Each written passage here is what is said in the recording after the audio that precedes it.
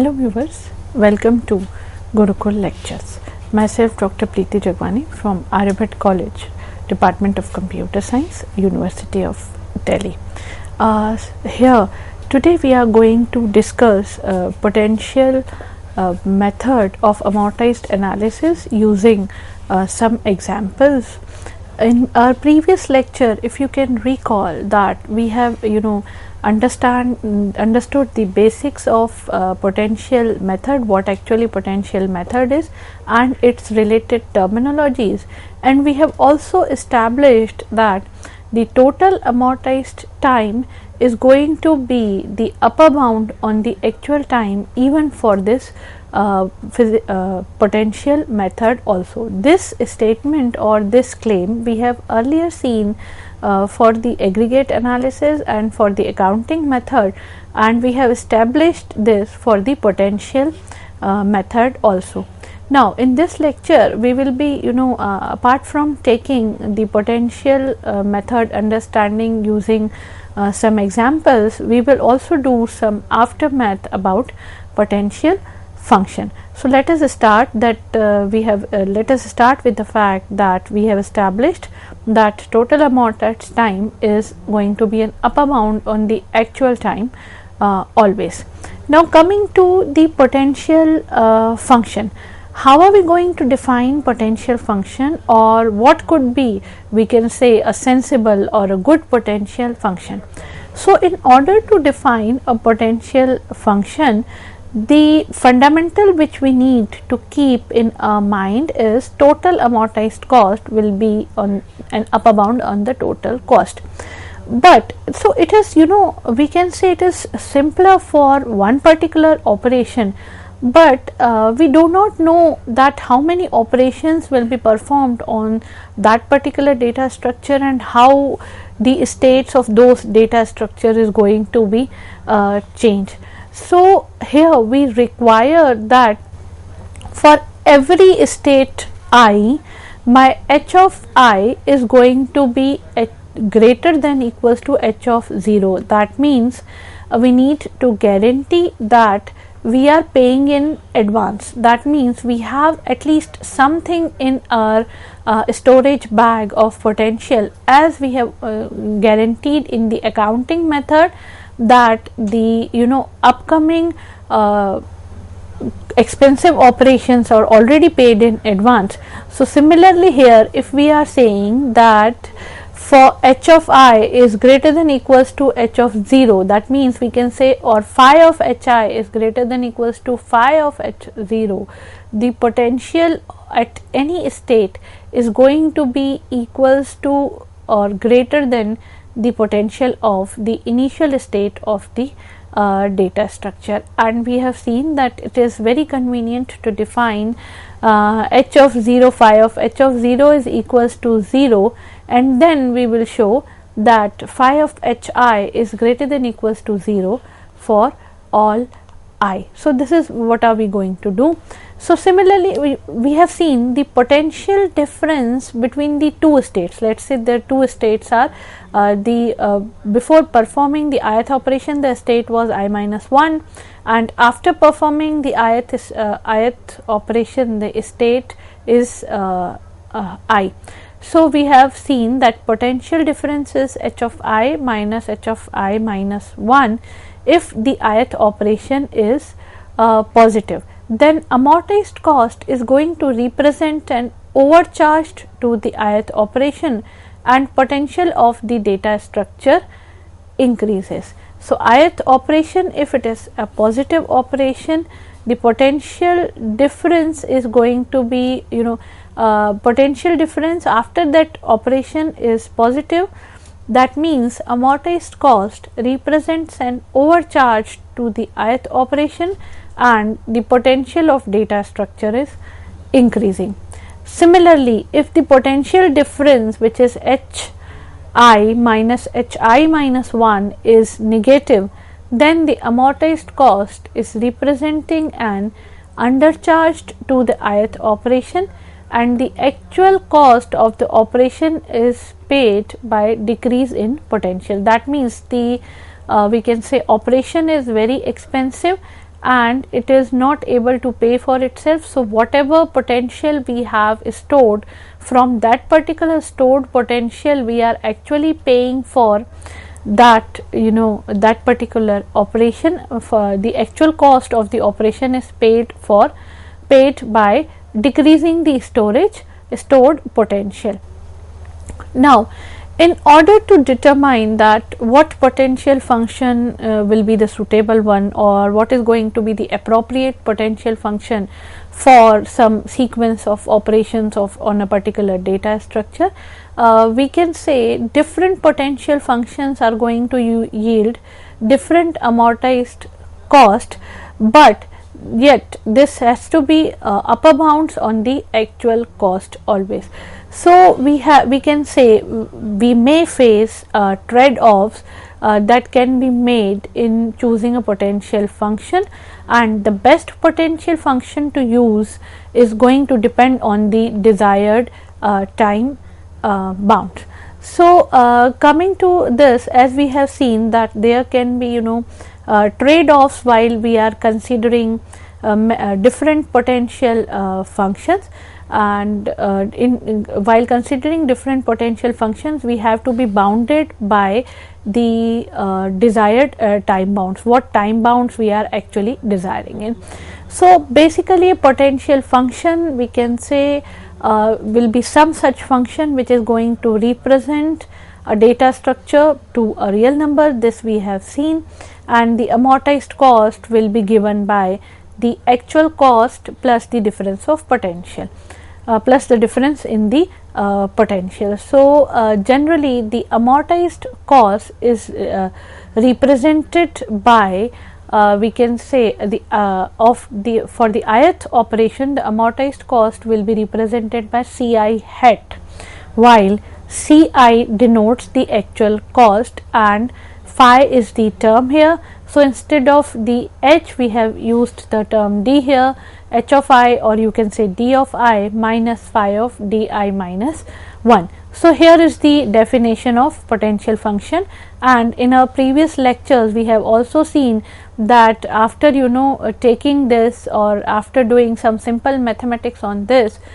we can say for a sequence of n operations the final term which is coming is for sequence of n operations we have sum of all amortized sum of all actual cost, which is represented by I is equals to 1 to n summation of Ci, and we have the term change in potential is phi of dn minus phi of d0, where dn is representing the actual state of the dn is representing the last stage of the data structure, and d0 is representing the initial state of the data structure.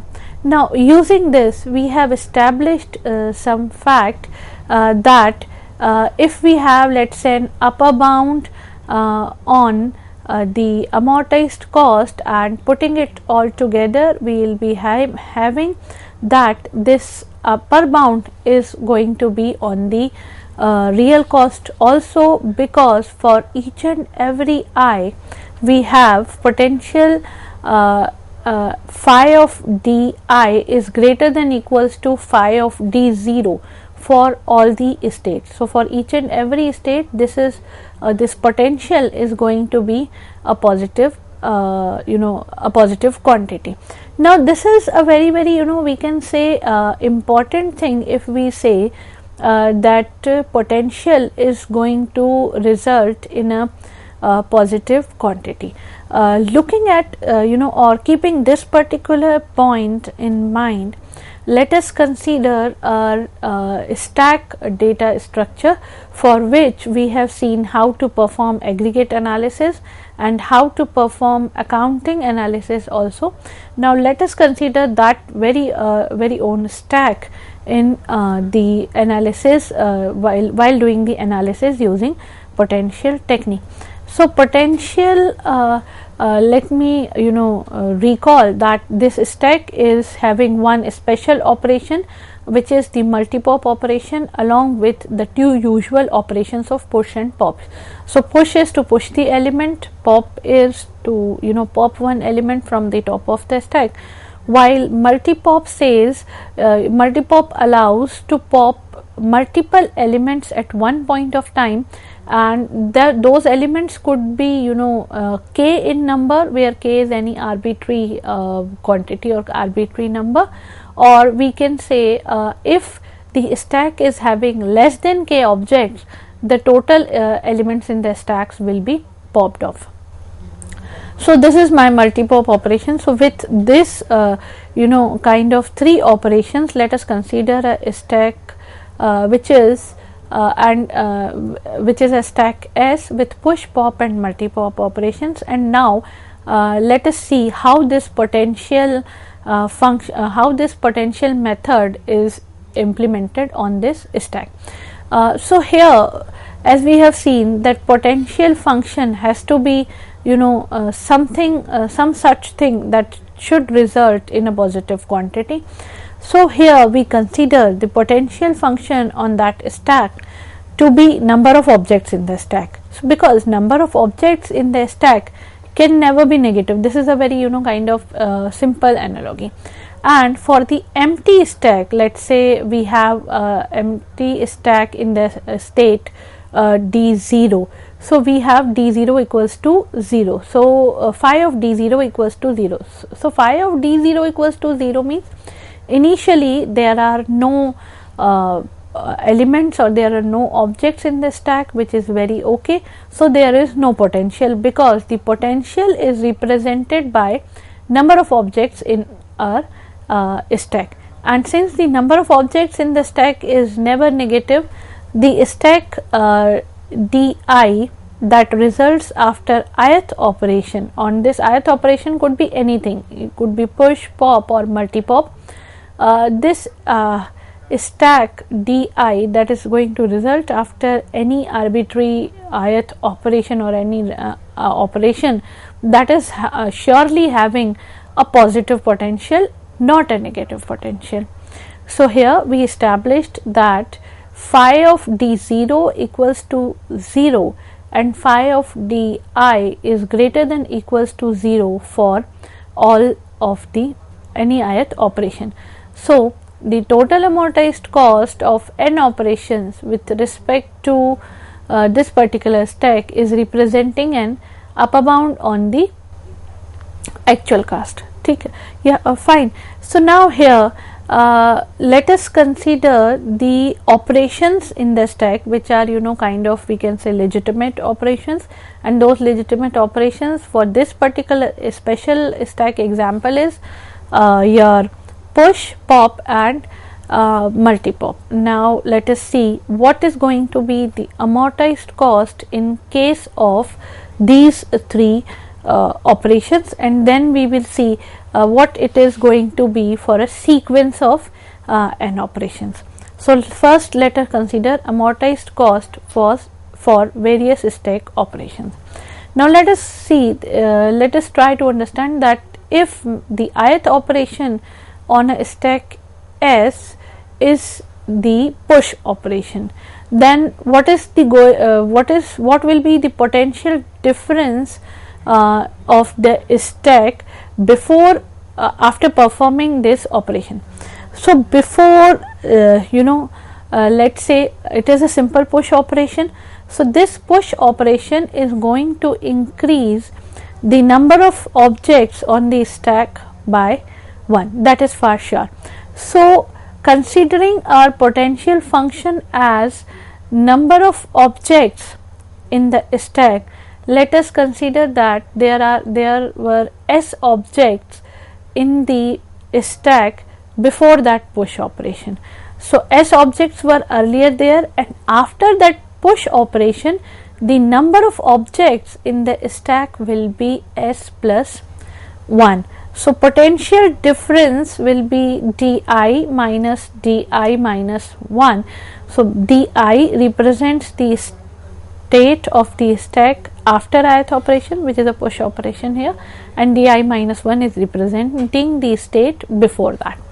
So di is s plus 1 because the number of objects earlier were s and now it has become s plus 1, and the di minus 1, which is representing the potential of the state, potential of the data structure before that push operation, is s, because in push operation we have just increased the number of objects from s to s plus 1.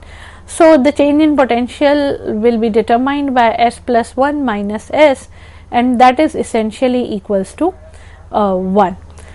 Now we can say the amortized cost. What about the amortized cost? Change in potential we have seen is 1, and the total amortized cost, as we have seen, which is by the formula of Ci hat is equals to Ci plus the change in potential, which is represented by phi of di minus phi of di minus 1. So change in potential we have seen is 1, and the actual cost of push operation, as you all are aware, that it is 1.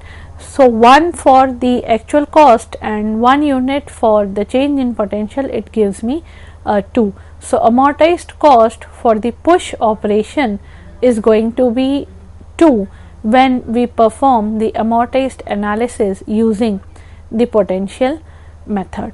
Now we have two more operations left with us, which is multi-pop and pop operation. So let us see that ith operation on the stack, if it is multi-pop, and multi-pop we have passed two parameters, we can say one is s, another one is k. S is the stack and k is the number of elements which are needed to be popped. And let us say that, or let us consider that k dash is equals to minimum of k comma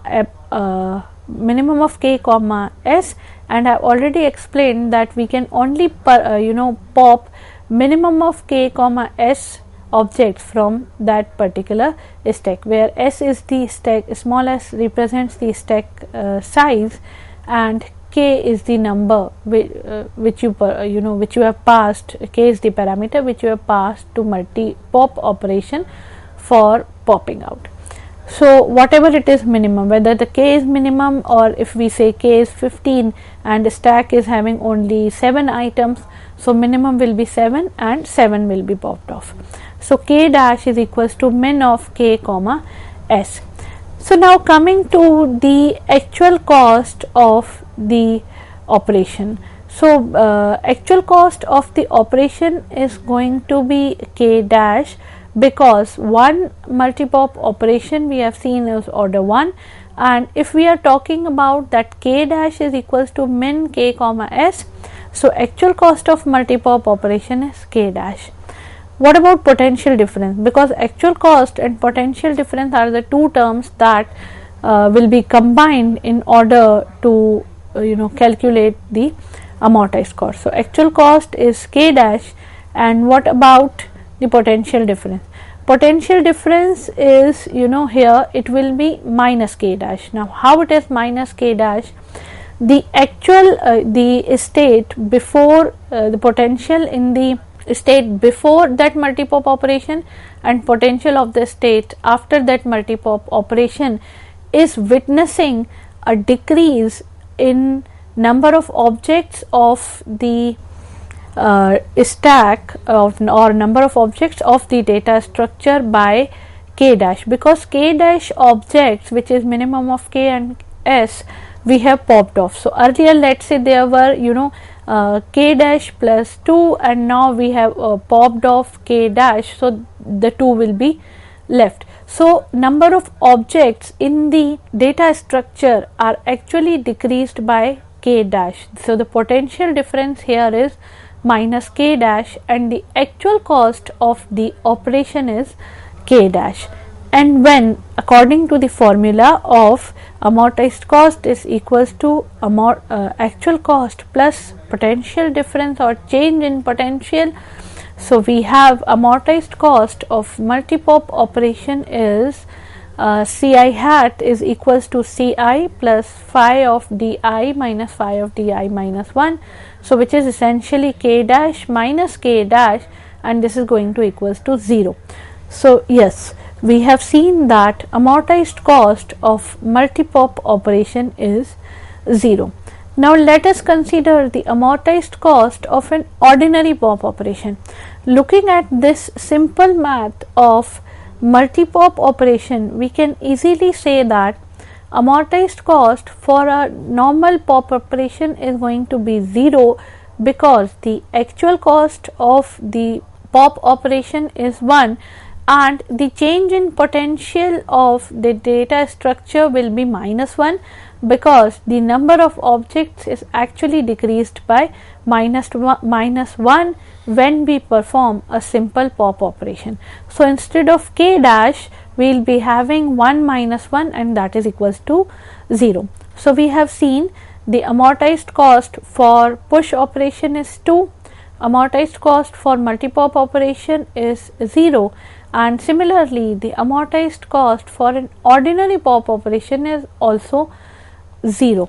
So, for any operation we can say that Ci, which is the Ci hat is the amortized cost, is the actual cost is less than equals to 2. So, for any operations the amortized cost is less than equals to 2, and for n operation, if we sum up this for n, so we can say I is equals to 1 to n, Ci is less than equals to 2n. So, if we conclude, we can say that for n operations, this cost is going to be less than equals to 2n. So, the amortized cost of each of the 3 operations we have seen as 2, 0 and 0. So, the amortized cost of each operation is order 1, and thus the total amortized cost of a sequence of n operations. So, if we perform one operation, we have the cost in order 1, which we can say a kind of a constant cost. Then if we perform this amortized analysis for a sequence of n operations, we will be having it as order n. So, now we have already argued that for any state I, d of I is greater than equals to d of 0, which is saying like total amortized cost of n operation is an upper bound on the total actual cost. So, based on this fact and based on our derivation that the total amortized cost of a sequence of n operation is order n, we can say the worst case cost of n operations is therefore order n, while the individual amortized cost of all the 3 operations is order n, but the worst case cost for n operation is going to be therefore order n. So, if we can see, always what we have got, we have performed the potential function potential method of amortized analysis for the example of our special stack, which includes the operation of multi-pop along with the normal push and pop operation. So, we have determined that the amortized cost of each of the operations push, pop and multi-pop operation is order 1, and for a sequence of operation this is going to be order n. So, if you can recall the previous analysis when we used aggregate method and accounting method for this stack operation, we have seen the similar results. So, that is the amortized cost for 3 operations is order 1, and if we consider the sequence of n operations, which is actually we can say the motivation behind amortized analysis, because in amortized analysis we always talk about sequence of operations, not an individual snapshot operation. The total amortized cost of a sequence of n operation is going to be order n. So, in this lecture what we have seen, we have started with some aftermath of potential function, that what could be a sensible potential function, or what are the points which are needed to be taken care of when we talk about determining, or when we talk about fixing a potential function for potential method. And with the potential function is equals to number of objects in the stack, we have performed one analysis using the potential technique of amortized method, and for that we have used stack operations, and with that stack operation we have established the similar facts as we have seen in our previous methods, that total amortized cost for sequence of n operation is order n. So, hope you have enjoyed the lecture. Thank you for a patient hearing.